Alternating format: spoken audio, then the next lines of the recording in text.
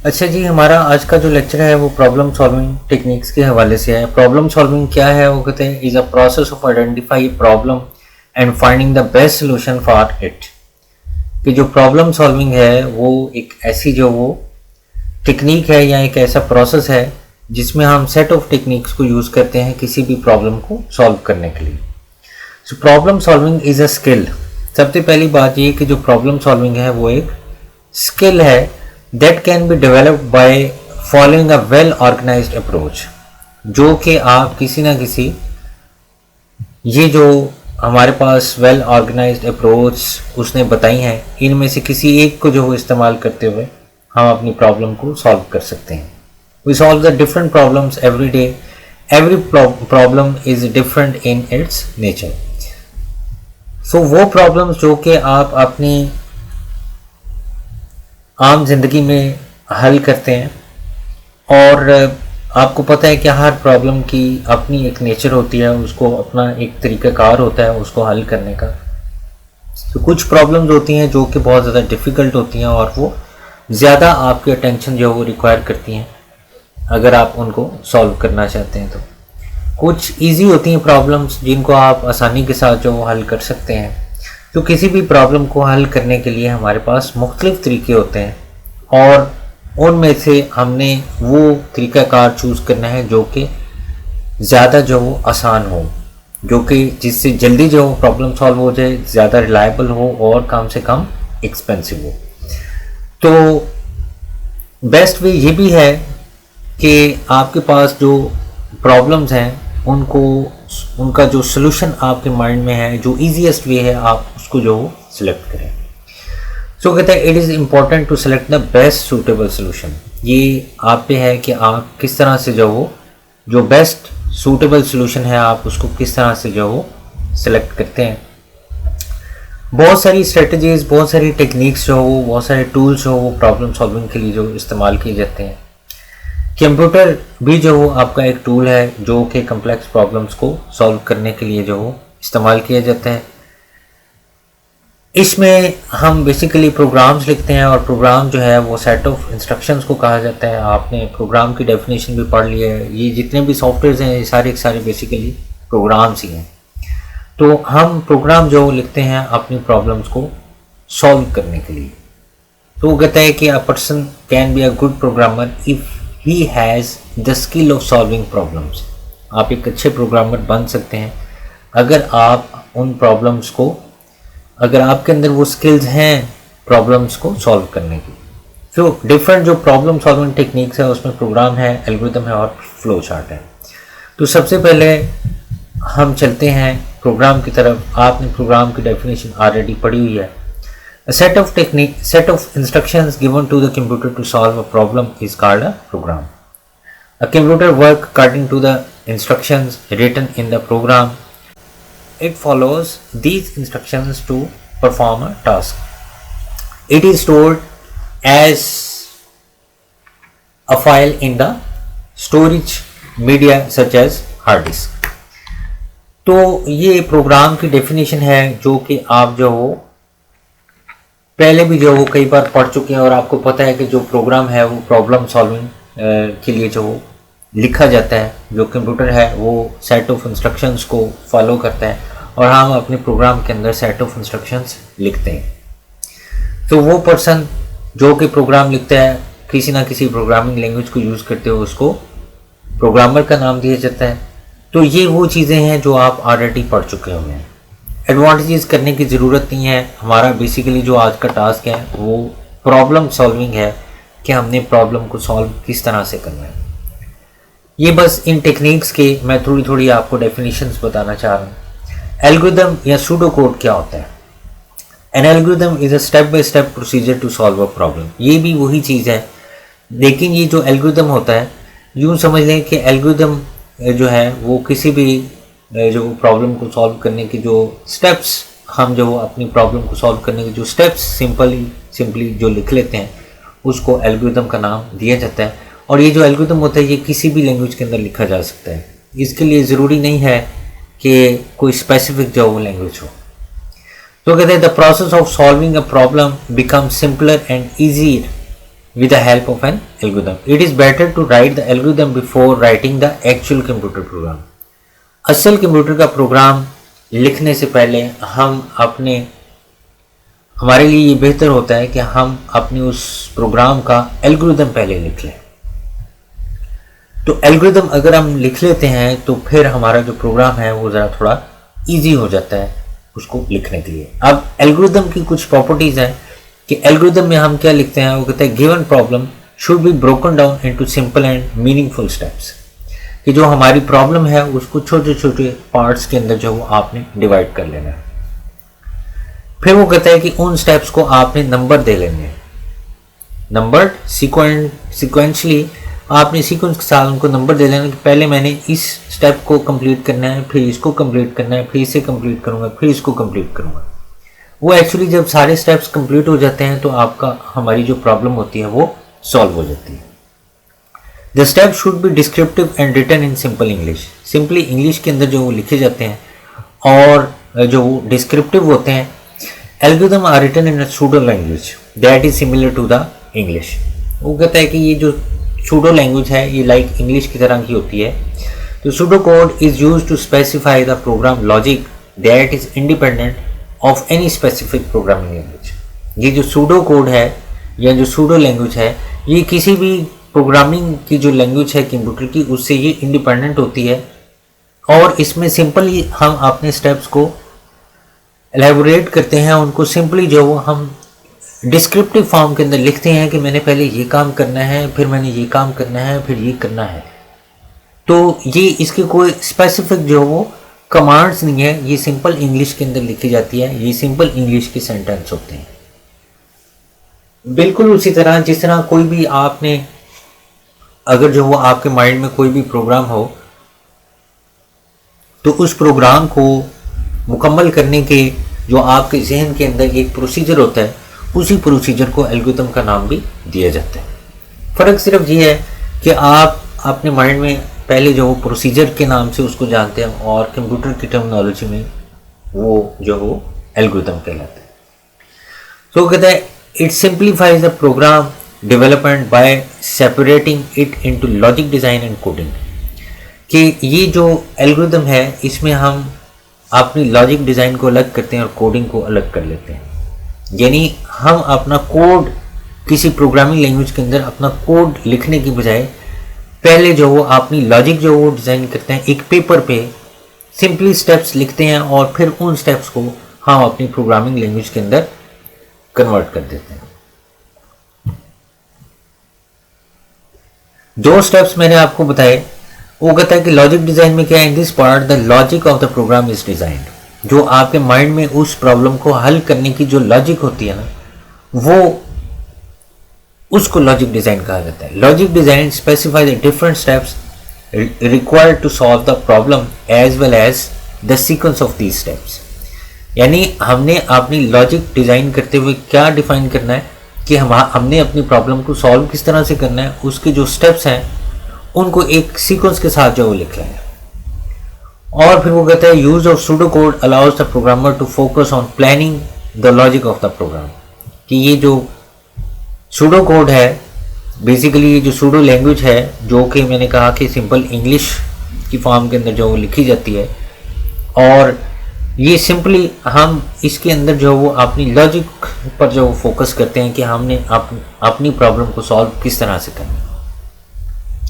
Coding के अंदर वो कहता है in this part the algorithm is converted into the program, कि किसी भी लैंग्वेज को लें और उन स्टेप्स को आप उस लैंग्वेज के हवाले से उस लैंग्वेज के अंदर जो कमांड्स यूज़ की जाती हैं एल्गोरिथम की हर जो उसका जो स्टेप है उसको आप उस लैंग्वेज के अंदर कन्वर्ट करते जाए तो वो कोडिंग बन जाती है।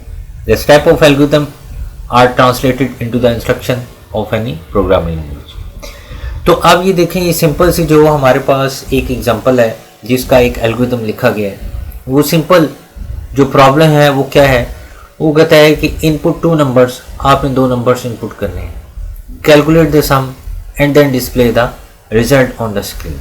देखिए यहाँ पर लिखा गया है कि 2 नंबर आपने इनपुट करने हैं, आपको नंबर नहीं बताया गया, नंबर कोई भी हो सकते हैं, आपने उनका कैलकुलेट करना है सम और सम कैलकुलेट करने के बाद फिर आपने उसको स्क्रीन पे डिस्प्ले करना है।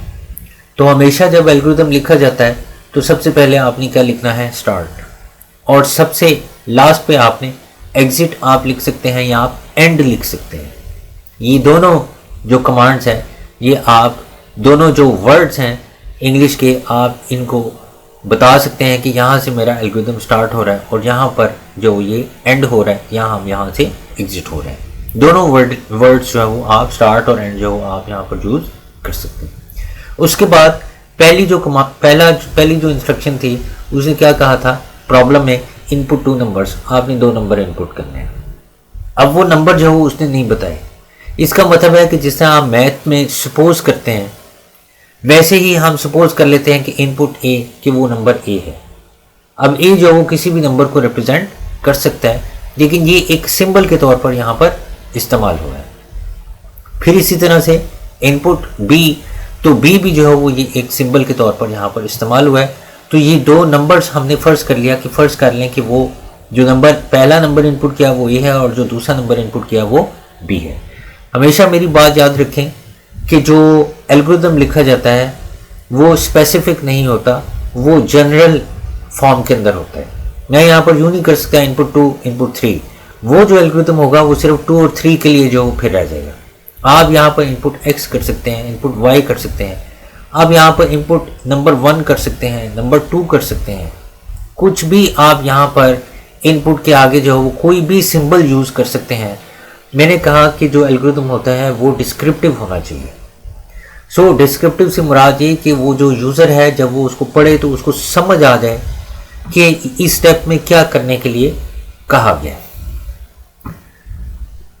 आप यहाँ पर ये भी लिख सकते हैं इनपुट वैल्यू 1 या इनपुट नंबर 1, इनपुट नंबर 2, जो भी आपके लिए इजी है, जो आप जिस चीज़ को आप अंडरस्टैंड कर सकते हैं वो आप यहाँ पर लिख सकते हैं। फिर उसके बाद देखें आगे क्या लिखा गया है कि कैलकुलेट सम। अब सम किस तरह से कैलकुलेट किए जाते हैं, वही 2 नंबर्स जो आपने यहाँ पर इनपुट किए हैं इनको आपने जमा करना है। तो total equal to a plus B, ये सिंपल मैथ की इक्वेशन यूज़ की गई है। आप मैथमेटिक्स में इस तरह की कई इक्वेशंस यूज़ करते हैं कैलकुलेशन के लिए। हमने एक्सेल में कितनी जो हो इस तरह की इक्वेशंस यूज़ की हैं। आप यहाँ पर ये भी लिख सकते हैं sum equal to a plus B, आप यहाँ पर ये भी लिख सकते हैं c equal to a plus B. आप कुछ भी लिख सकते हैं जिसके अंदर ये इन 2 नंबर्स का जो सम है वो ऐड होगा। और फिर उसके बाद उसने कहा था display the result, display total, क्योंकि टोटल के अंदर क्या है, ये हम इन दोनों का सम है। अगर आपने यहाँ पर लिखना है sum equal to a plus B तो फिर आप यहाँ पर डिस्प्ले सम लिखेंगे। अगर आप लिखते हैं c equal to a plus B तो आप यहाँ पर डिस्प्ले c लिखेंगे, यानी जिस सिंबल के अंदर आपका वो सम स्टोर हो रहा है वही सिंबल जो है वो आपने डिस्प्ले करना है और फिर उसके बाद एग्जिट होगा।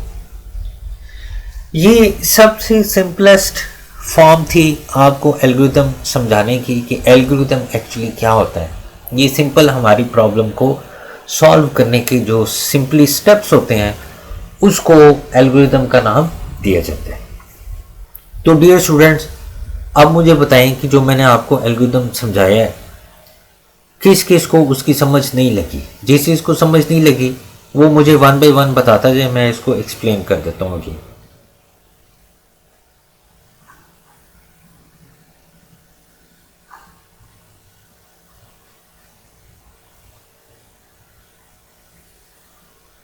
अच्छा जी, इसका मतलब है कि सबको समझ आ गई है। मैं अगर यहां पर, हाँ जी सर एक्चुअली अभी लेट है तो आप एक कॉल कर बैक। कितना लेट आए हैं? अभी ज्वाइन की है तो फिर चले मैं दोबारा जाऊँ इस तरह। तो देखो अब 9 बजने वाले हैं तो 8:30 बजे का टाइम था। मैं इसकी रिकॉर्डिंग कर रहा हूँ, मैं आपको रिकॉर्डिंग भेज दूंगा। हाँ जी, तो इसमें ये देखें कि जो मैं थोड़ा सा एक्सप्लेन कर देता हूँ कि जो एल्गोरिथम होता है वो सिंपल स्टेप्स होते हैं हमारी प्रॉब्लम को सॉर्ट आउट करने के, हमारी प्रॉब्लम को सॉल्व करने के। तो यहाँ हम एक एल्गोरिथम जो लिखने जा रहे हैं, मैंने कहा कि स्टार्ट से जो आपने एल्गोरिथम को स्टार्ट करना है और एंड या एग्जिट से जो आपने उसको एंड करना है। इनपुट 2 नंबर्स का मतलब ये है कि आपने 2 नंबर्स इनपुट करने हैं, स्पेसिफिक नहीं करना, क्योंकि एल्गोरिथम जनरल फॉर्म के अंदर लिखा जाता है, ये स्पेसिफिक फॉर्म के अंदर नहीं लिखा जाता। सो इनपुट ए और बी का मतलब ये है कि इनपुट ए जो है वो कोई भी एक नंबर हो सकता है और बी कोई भी एक नंबर हो सकता है। तो पहले इन दोनों नंबर्स को जो हमने इनपुट किया है और इनपुट करने के बाद आगे है कि कैलकुलेट द सम। तो यहाँ क्या लिखा गया, total equal to A plus B, यानी इन दोनों नंबर्स का सम किया गया।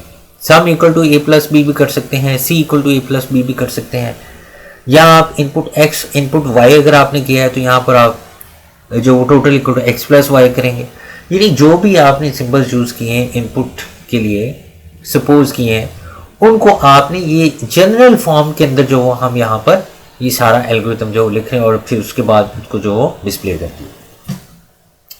तो अब अगर मैं यहाँ पर ये कहूँ कि हमने एक एल्गोरिथम लिखना है जो कि 2 नंबर्स का नहीं है बल्कि 5 नंबर्स का है, तो वो देखें कि वो हम किस तरह से लिखेंगे। मैं यहाँ नोटपैड ओपन कर लेता हूँ और आपके साथ स्क्रीन शेयर कर लेता हूँ मैं।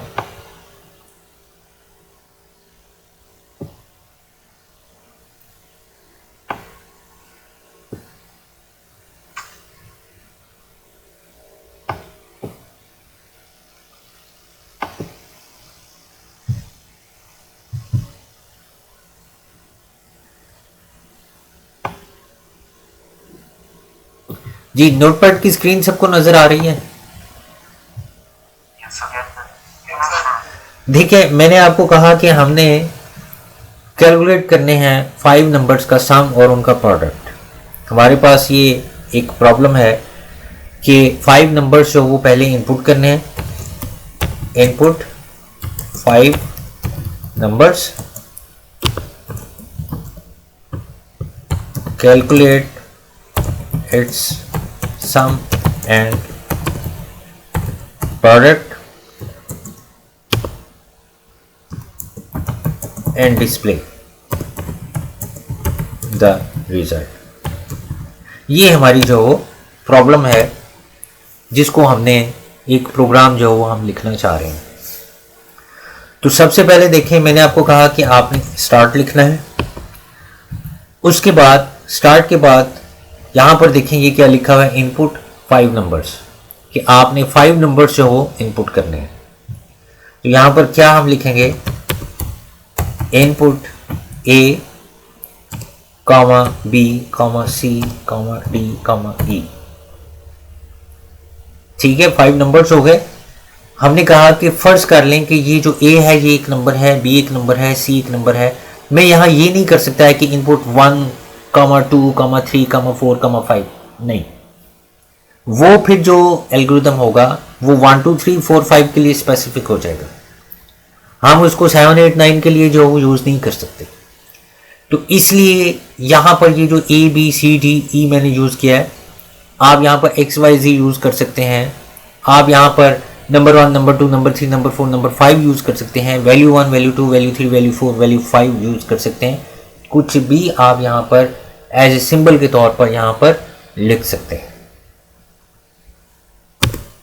आप इसको एक लाइन के अंदर भी लिख सकते हैं, इनपुट ए फिर इनपुट बी फिर इनपुट सी, लेकिन वो ये कि बस लेंथी हो जाएगा।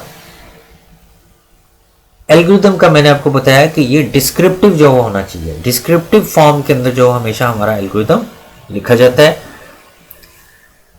उसके बाद देखें, हमने सम करना है, तो मैं कहता हूं sum equal to A plus B plus C plus D plus E, और फिर उसके बाद मैं कहता हूं प्रोडक्ट करना है।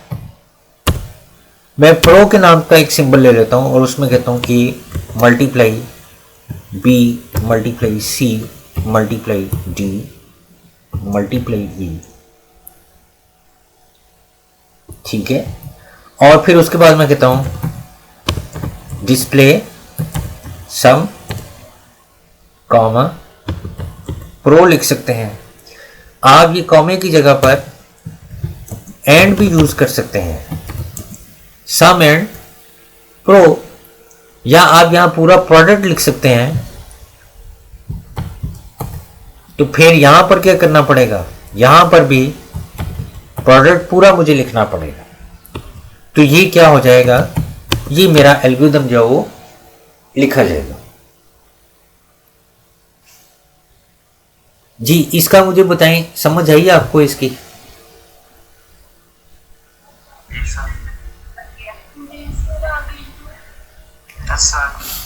अब देखें, मैं अगर ये कहता हूं कि एक नंबर इनपुट करें, एक नंबर इनपुट करें,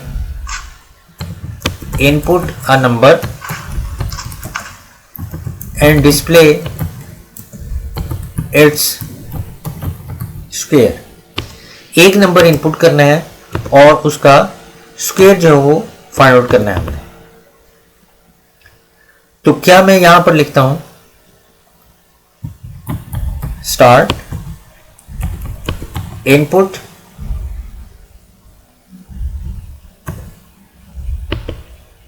नंबर 1, मैं ये भी लिख सकता हूं, मैं ये भी लिख सकता हूं इनपुट ए, जो ए है वो एक नंबर है। और फिर यहां पर मैं क्या कर सकता हूं, S Q equals to A multiply A, square उसका बन जाएगा ना। और फिर मैं यहां पर लिखता हूं डिस्प्ले एस क्यू, और उसके बाद मैं इसको एंड कर देता हूं। तो ये क्या बन जाएगा, ये एक ऐसा एल्गोरिथम है जो कि हमसे एक नंबर इनपुट कर रहा है और फिर उस नंबर का स्क्वायर कैलकुलेट कर रहा है और वो स्क्वायर हमें जो डिस्प्ले कर रहा है। जी समझ आ गई सबको?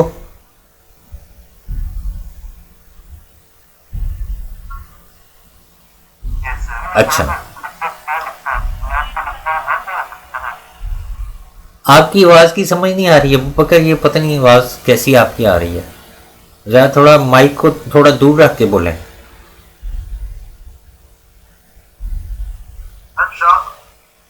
जहाँ पे डिस्प्ले स्केल लिखा हुआ है, हाँ जी, जहाँ पे खाली डिस्प्ले रिजल्ट भी आता है। नहीं रिजल्ट आप पता नहीं कौन कौन सा होगा, यहां तो आप एसक्यू की बजाय यहां पर लिख लें रिजल्ट, तो फिर आप यहां पर